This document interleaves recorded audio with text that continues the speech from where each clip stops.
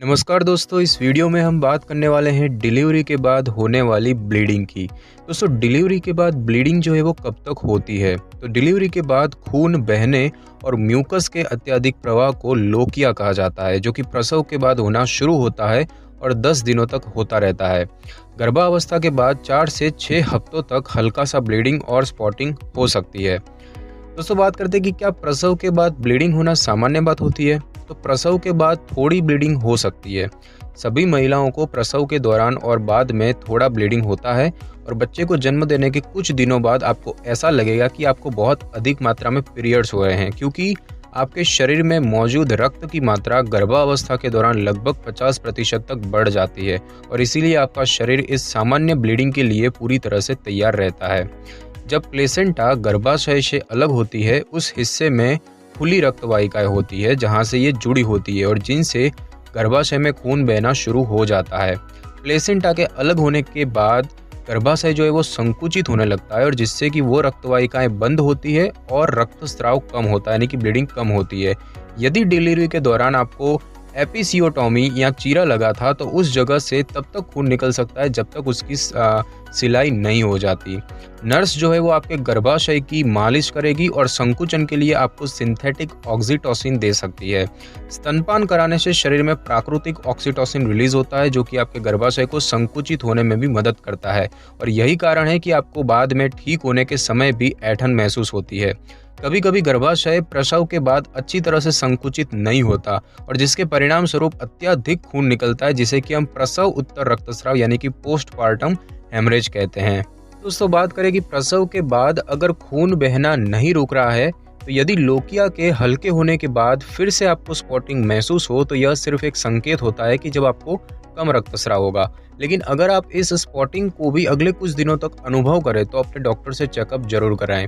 अगर आपको अत्यधिक रक्तस्राव या फिर किसी चीज़ का अनुभव हो तो तुरंत डॉक्टर से बात करें, जैसे कि बच्चे के जन्म के 4 दिनों के बाद भी रक्त जो है वो गहरे लाल रंग का हो, लौकिया में से तेज गंध आए या फिर आपको बुखार या ठंड लगे, जो प्रसव के बाद इन्फेक्शन के लक्षण हो सकते हैं, या फिर आपको असामान्य अत्यधिक रक्तस्राव हो। ये सभी प्रसव उत्तर रक्तस्राव के देरी से होने के संकेत है और इन पर तुरंत ध्यान देने की आवश्यकता होती है। दोस्तों, बात करें कि डिलीवरी के बाद ब्लीडिंग होने के क्या कारण होते हैं।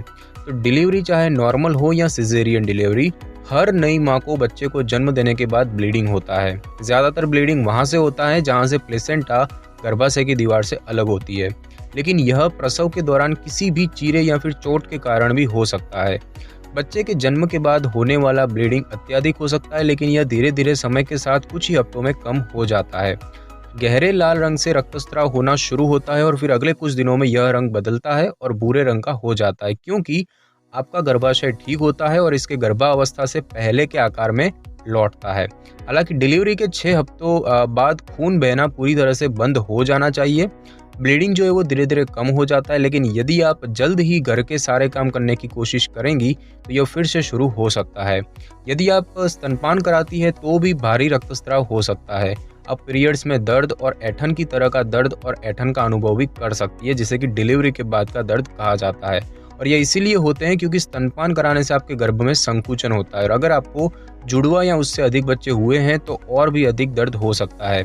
आप आइबुप्रोफेन की मदद से दर्द को कम कर सकती हैं, जो कि एक नॉन स्टेरॉयडल एंटी इन्फ्लामेटरी दवाई होती है।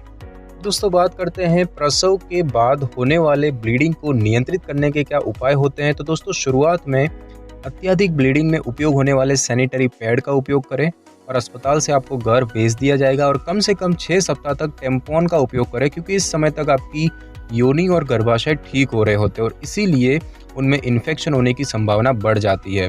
मूत्र त्याग करने की कोशिश करें, भले ही आपको महसूस न हो। आपके जन्म देने के कुछ दिनों बाद तक आपका मूत्राशय सामान्य से कम संवेदनशील होता है और इसीलिए हो सकता है कि आपको मूत्र त्याग की आवश्यकता महसूस ना हो।